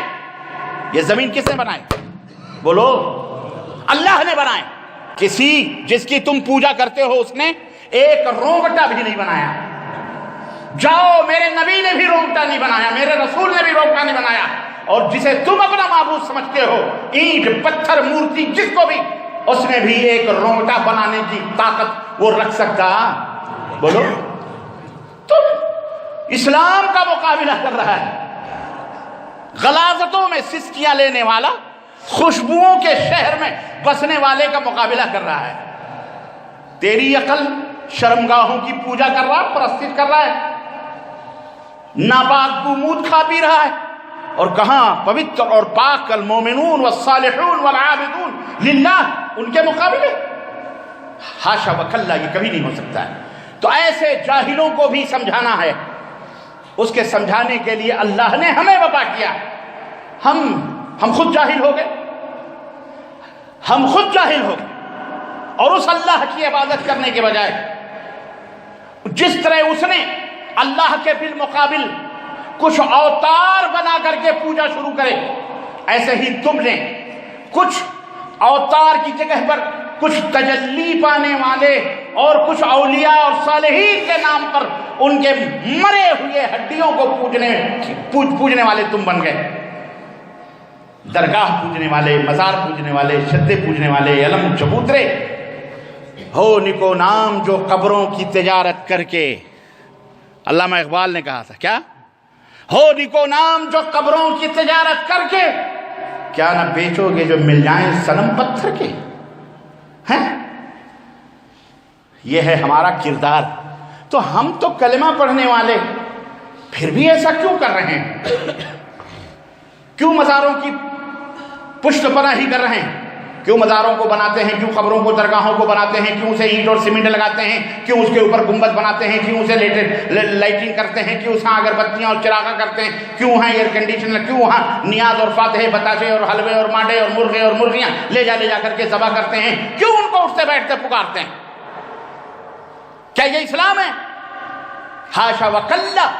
یہ نہ رب کا قرآن ہے، نہ محمد الرسول اللہ کا فرمان ہے یہ فرمان، مگر یہ فرمان شیطان ہے. یہ قرآن اور نبی کا فرمان ہو سکتا ہرگز نہیں. مسلمانوں تمہیں سمجھنا پڑے گا، برا لگے. ہم تمہیں بتائیں گے کہ تم جہنم کی طرف جا رہے ہو. جاؤ ہمارے خلاف پرچیاں کٹاؤ، کچھ بھی کٹاؤ دنیا کی عدالتوں میں، جوتے کی نوک پر. سمجھے کہ نہیں سمجھے؟ لیکن ہم تمہیں سمجھائیں گے، ہم تمہیں بتائیں گے، ہم تمہیں تعلیم دیں گے کہ جس راہ پر تم چل رہے ہو یہ راہ محمد الرسول اللہ صلی اللہ علیہ وسلم کی راہ نہیں ہے. یہ شیطان لعین کی راہ ہے، یہ مردود کی راہ ہے. اللہ کی عبادت کرو بس. اللہ کے سوا کوئی مشکل کشا، کوئی حاجت روا، کوئی تمہاری دکھ و درد کو پورا کرنے والا نہیں ہے. ورنہ بلاؤ، آج مسلمان گاجر اور مولی کی طرح کاٹے جا رہے ہیں. بل بلا رہی ہیں ہماری عورتیں، ان کی عفت و عصمت اور ان کے سروں سے اوڑھنیاں چھین کر پیروں کے نیچے روندے جا رہے ہیں. شیاطین روند رہے ہیں، دشمنان اسلام روند رہے ہیں. بلاؤ اپنے بزرگوں کو، بلاؤ اپنے ملکوں میں. جس کو تم کہتے ہو یہ فلانے کا دیش ہے، یہ فلانے کا دیش ہے، یہاں فلانے کا سکہ چلتا ہے، بلاؤ ان کو. کہاں ہے؟ کب آئیں گے؟ بلاؤ. شرم نہیں آتی تم کو؟ غیرت نہیں آتی تم کو؟ توبہ کرو. یہی اعمال ہے جس کی وجہ سے تم جوتے کھا رہے ہو اور کفر کی دہلیز پر چاٹ رہے ہو اس کے تلوے. مائی باپ یہ وہابی ہیں، یہ وہابی ہیں. ان کے مدرسے بند کروا دو. مائی باپ یہ وہابی آتنکوادی ہوتے ہیں. ان کے منبر و محراب سے چھین لو. ہمیں ہمارے اماموں کو بٹھا دو. ارے تم اپنے مائی باپ سے یہ بات کیوں کہتے ہو؟ آؤ ہم سے کہو، رب ذوالجلال کی قسم ہے ہم تمہیں اپنا منبر دینے کے لیے تیار ہیں. آؤ ہم نے آج نہیں بہت پہلے کہا تھا، اور ہم نے نہیں، ہمارے ایک بڑے نے کہا تھا اللہ اس کی قبر کو منور فرمائے، جنت الفردوس میں اعلیٰ مقام بنائے۔ علامہ احسان الہی ظہیر رحمت اللہ علیہ نے کہا تھا جاؤ ہم تمہیں دعوت دیتے ہیں، ایک مہینہ، صرف ایک مہینہ ہم تمہیں اپنا منبر دیتے ہیں، اور ایک مہینہ تم ہمیں اپنا منبر دے دو، فیصلہ حق اور باطل کا ہو جائے گا۔ شرط یہ ہے کہ میری عوام جو تم سے سوال کرے گی اس کا جواب دینا پڑے گا، اور تمہاری عوام جو سوال کرے گی اس کا جواب ہم دیں گے۔ جاؤ، ایک مہینہ صرف۔ اللہ علامہ صاحب رحمۃ اللہ علیہ کو جنت الفردوس میں جگہ عطا فرمائے، اللہ ان کی قبر کو نور سے منور فرمائے۔ آج ایک ادنا سا ان کا خادم ان کے تلوے کی دھول چاٹ کر چند باتیں آپ کی خدمت میں بھی رکھ رہا ہے۔ یہ میں کہہ رہا ہوں جاؤ، مائی باپ کے پاس ہاتھ جوڑنے کی کیا ضرورت ہے، ہمارے پاس آؤ ہم تمہیں اپنا منبر دیتے ہیں۔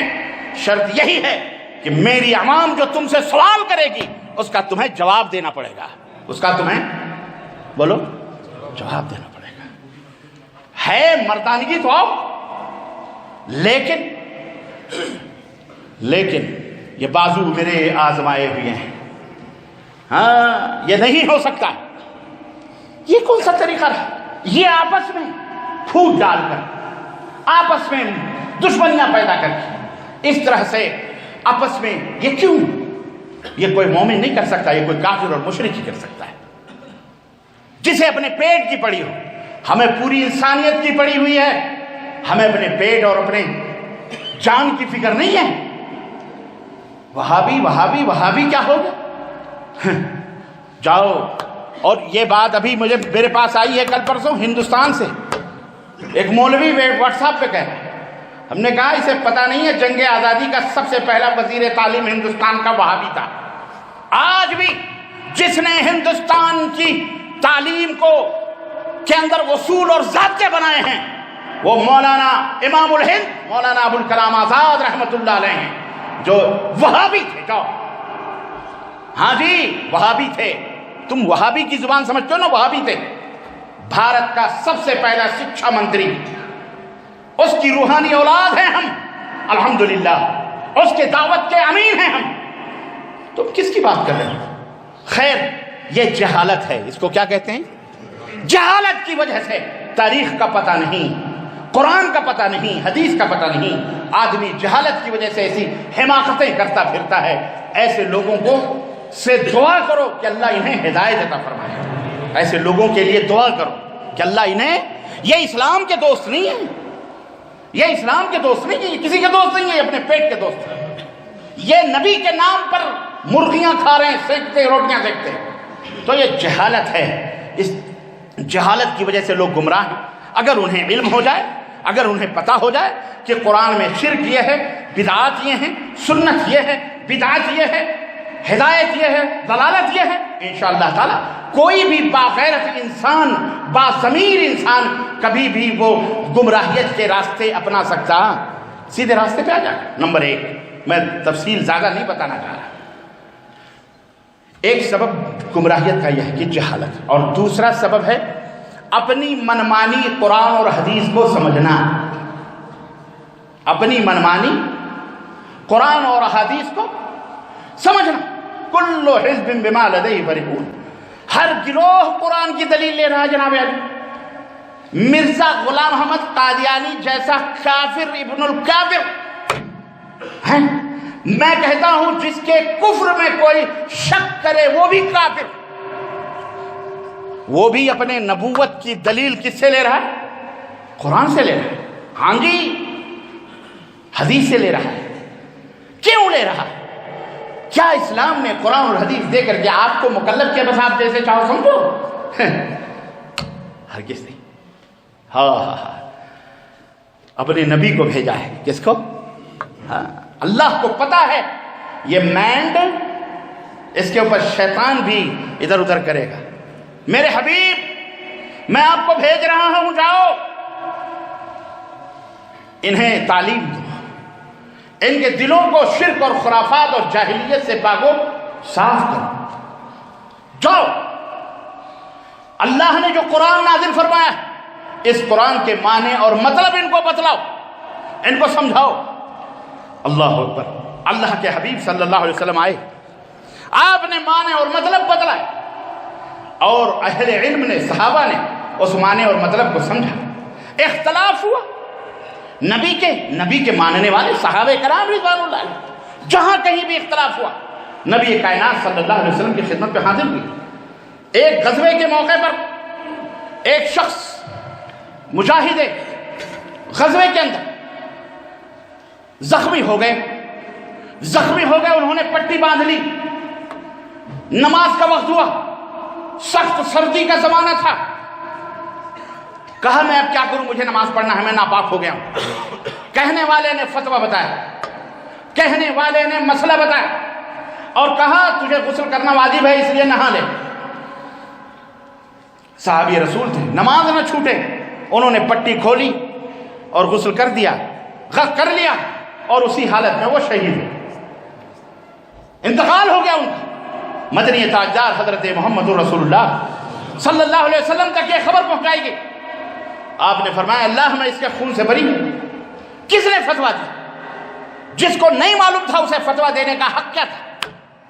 کیوں تم نے اس کو مسئلہ ایسا بتا دیا؟ جب تمہیں پتہ نہیں تھا تو کسی بڑے سے پوچھتے، آتے تم مسئلے کو پوچھتے، تم اس کے خون کے ذمہ دار ہو۔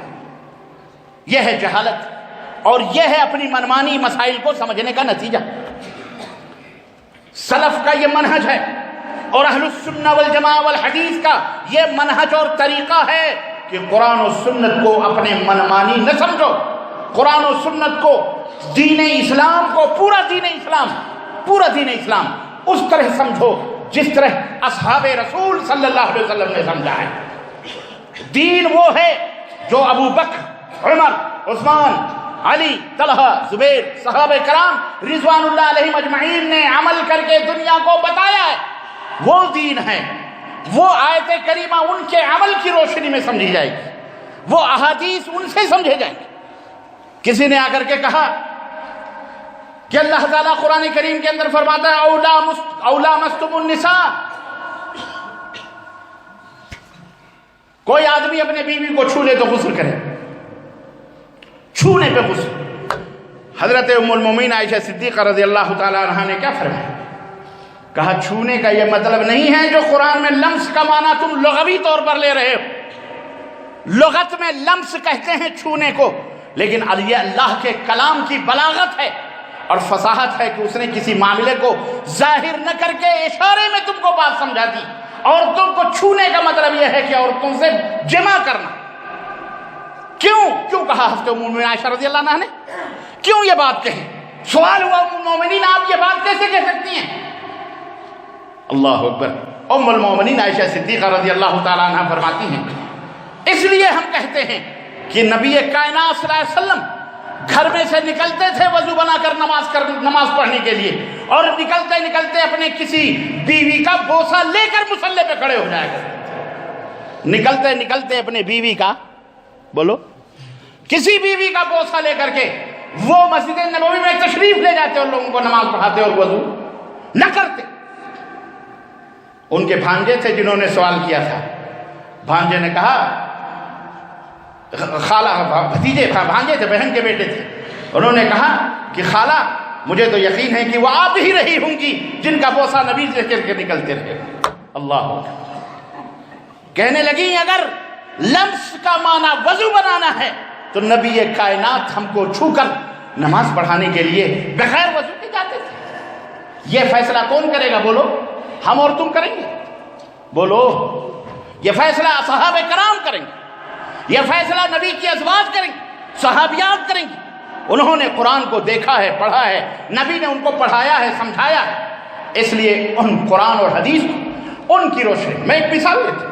مجھے کوئی مثال دو، آج جو مسلمان، میں اگر اتنے سارے خرافات میں تم کھو گئے ہو کہ میں کن خرافات کا نام لوں، کنبا کجا نہم تنہمدان رکھوں، کہاں فائے رکھوں، مرہم رکھوں، فائے رکھوں، تمہارے تو جسم ہی داغدار ہو چکے ہیں، مکمل جگہوں پہ زخم ہیں، کہاں کا بتاؤں؟ ایک چھوٹی سی مثال دوں، میں کامن مثال دیتا ہوں، کامن مثال۔ تاکہ کوئی یہ نہ کہے نہیں یہ ہمارے مذہب میں نہیں ہے، ارے وہ فلانے مذہب کی بات کر رہے ہیں، میں ایک کامن بات کرتا ہوں، قرآن خوانی۔ سب جانتے ہیں قرآن خوانی کس کو کہتے ہیں؟ جو مروجہ قرآن خوانی چلتی ہے۔ آپ نے گھر نیا بنایا، حافظ جی لوگوں کو دعوت دی، مدرسے میں دعوت دی، آپ کا کوئی مر گیا، آپ نے حافظ جی کو سپارے بلا لیے، اتنے سپارے، لڑکیوں کو بلا لیے، عورتوں کو بلا لیے۔ جمعرات جمعہ کو دیکھو آپ، عورتیں بھی ایک طرف جا رہی ہیں، لڑکیاں بھی ایک طرف جا رہی ہیں، لڑکے بھی گھروں میں جا رہے ہیں، ادھر قرآن خوانی ہے، ادھر قرآن خوانی ہے، درگاہوں پہ قرآن خوانی، مزاروں پہ قرآن خوانی، دکانوں کے اوپر قرآن خوانی، جگہ جگہ قرآن خوانی۔ مجھے فاتحہ کا ایک واقعہ یاد آتا ہے لیکن میں بیان نہیں کر سکتا۔ خیر، اللہ اکبر، ہر جگہ فاتحہ، ہر جگہ فاتحہ، استغفر اللہ استغفر اللہ۔ ختم قرآن، ختم قرآن، ختم قرآن۔ زندگی میں مرنے والا کبھی قرآن کو چھوا تک ہے؟ قرآن پڑھے وہ، کھائے کوئی اور، جائے کسی اور کے پیٹ میں۔ میں دنیاوی مثال سے بالا تر ہو کر، میں صرف ادب و احترام کے ساتھ ان مولوی حضرات، تمام دنیا کے مولویوں سے میں درخواست کروں گا، مجھے کوئی ایک دلیل دے دو کہ مدنی تاجدار حضرت محمد الرسول اللہ صلی اللہ علیہ وسلم یا ان کے کسی صحابی نے کسی کی میت پر، دکان پر، مکان پر، کہیں بھی اس طرح کی قرآن خوانی جس طرح تم آج کروا رہے ہو، اس طرح کی قرآن خوانی کی ہو؟ اللہ کی قسم مجھے ایڈریس بتانا، اپنے بندے میں تمہارے پاس بھیج دوں گا تمہارے اوپر قرآن خوانی کرنے کے لیے۔ اور قرآن خوانی اگر ہوتی صرف قرآن خوانی، وہاں تو نان خطائیاں آتی ہیں، چائے دودھ ہو، بہترین ناشتے، فرسٹ کلاس،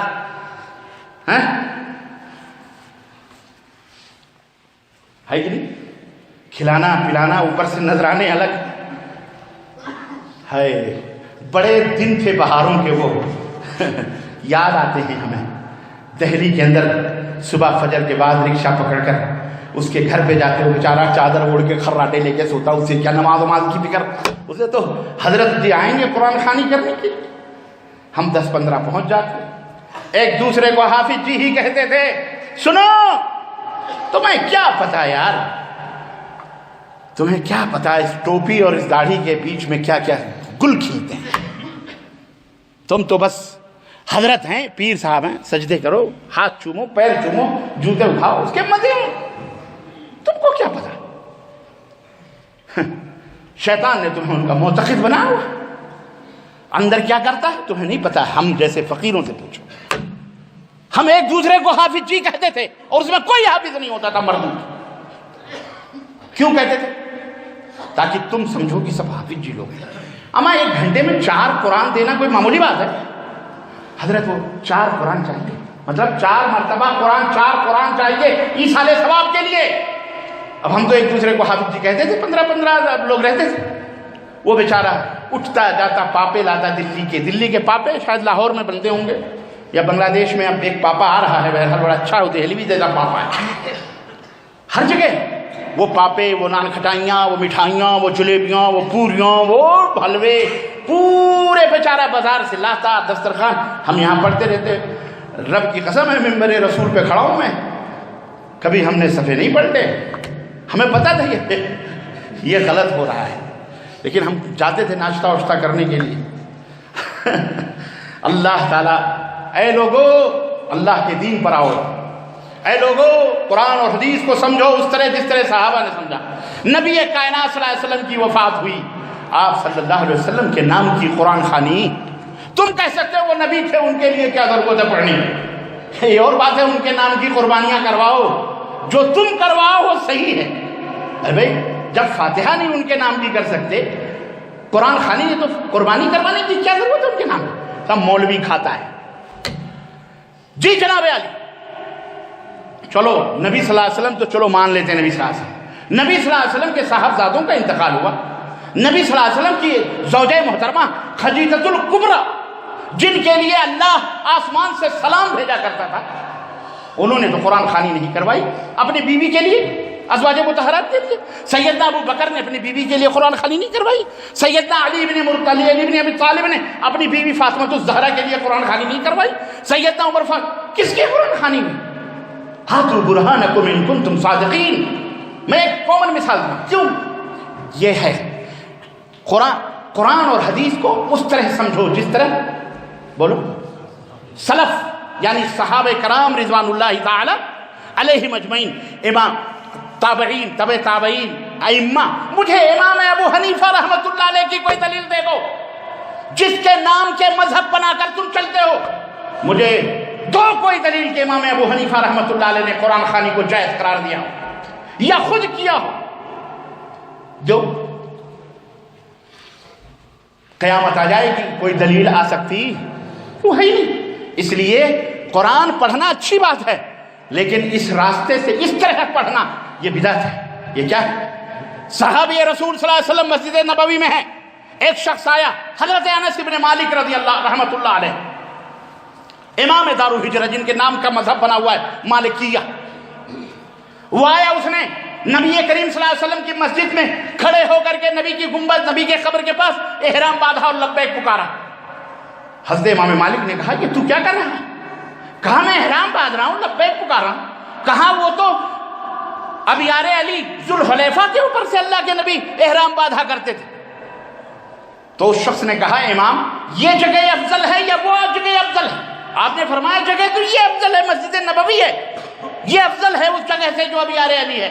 کہا تو پھر میں افضل جگہ کر کے احرام باندھ رہا ہوں تو کیا برا کر رہا ہوں؟ کیا اللہ مجھے اس کے اوپر عذاب دے گا؟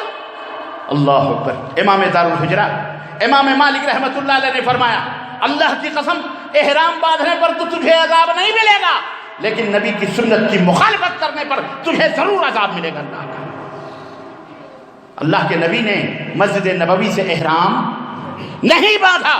کہاں سے باندھا؟ نبی کی سنت کی مخالفت میں.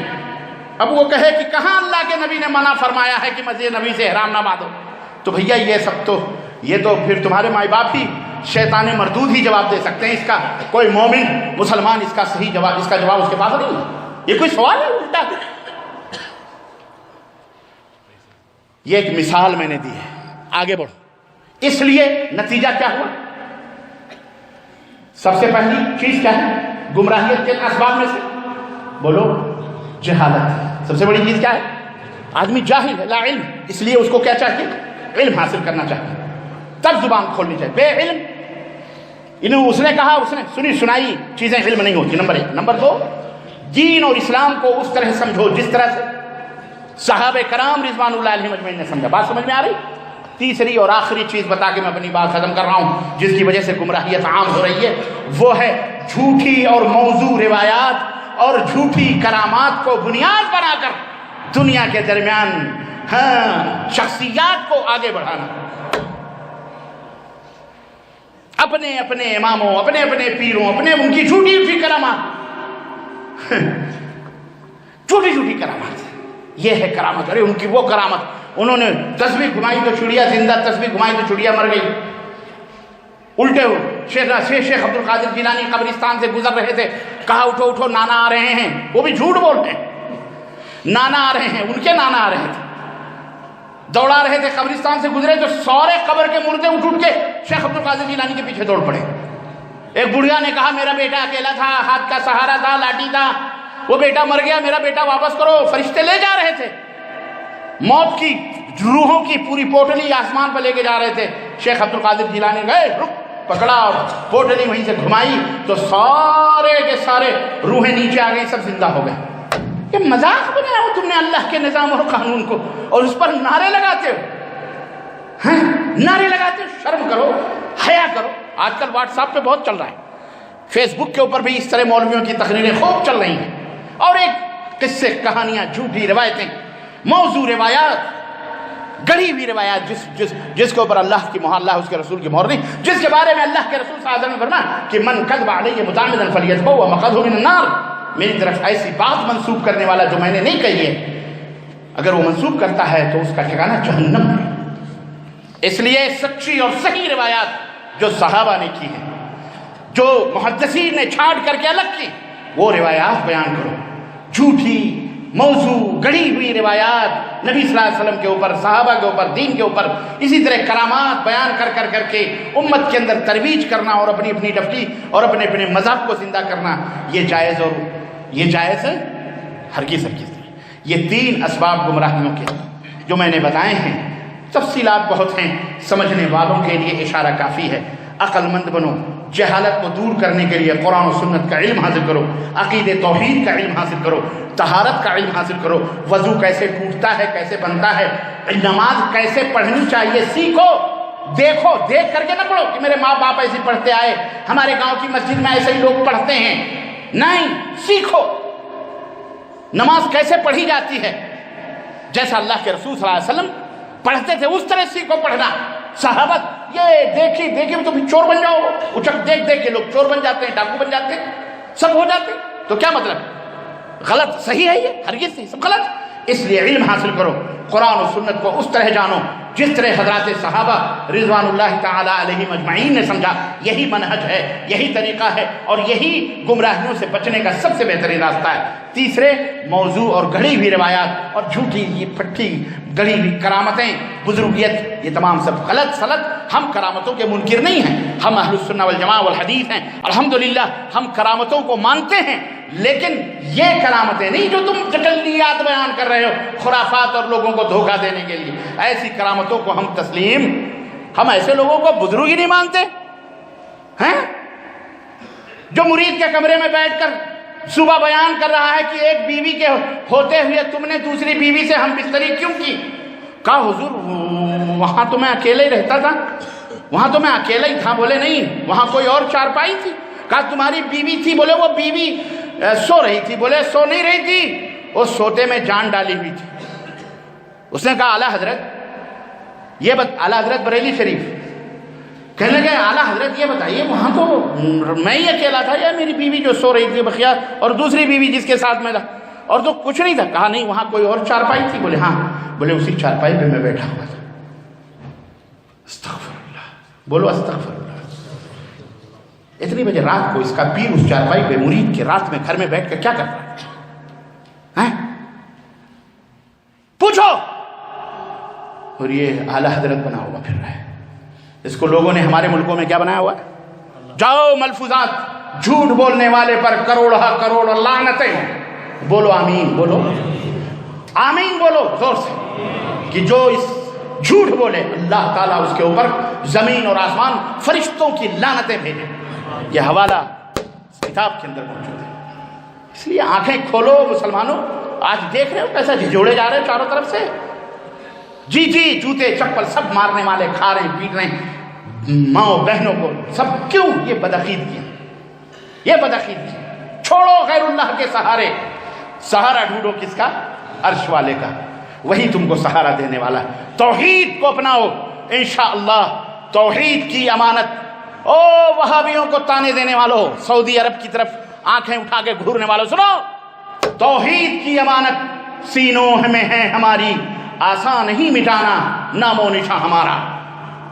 بہت سوچ لینا ہمارے اوپر انگلی اٹھانے سے پہلے۔ انشاءاللہ تعالی قرآن و سنت کی بالادستی ہوگی، انشاءاللہ شرک اور بدعات کا خاتمہ ہوگا، انشاءاللہ شیطان ذلیل و خوار ہوگا، انشاءاللہ، اور اسلام اور نبی اور رسول اور قرآن اور سنت انشاءاللہ اس کے جھنڈے لہرائیں گے انشاءاللہ تبارک تعالی۔ اللہ ہم سب کو اس کی توفیق عطا فرمائے۔ اللہ تعالی ہمارے دلوں کے اندر اپنے نبی کی سچی اور پکی محبت پیدا فرمائے۔ اللہ ہمیں قرآن و سنت کو اسی طرح سمجھنے جس طرح صحابہ کرام تابعین ائمہ نے سمجھائے اس طرح سمجھنے کی ہمیں توفیق عطا فرمائے۔ اللہ ہمارے دلوں میں محبت عطا فرمائے، ہمارے درمیان کے اختلافات کو دور فرمائے، عصبیت کو، جاہلیت کو، جہالت کو اللہ سب کو دور فرمائے، اور اللہ تعالی ہم سب کو جنت الفردوس میں اعلیٰ مقام عطا فرمائے۔ آمین یا رب العالمین۔ بارک اللہ لنا ولکم فی القرآن العظیم ونفعنی وإیاکم بالآیات والذکر الحکیم انہ تعالی جواد کریم ملک بالرؤوف الرحیم۔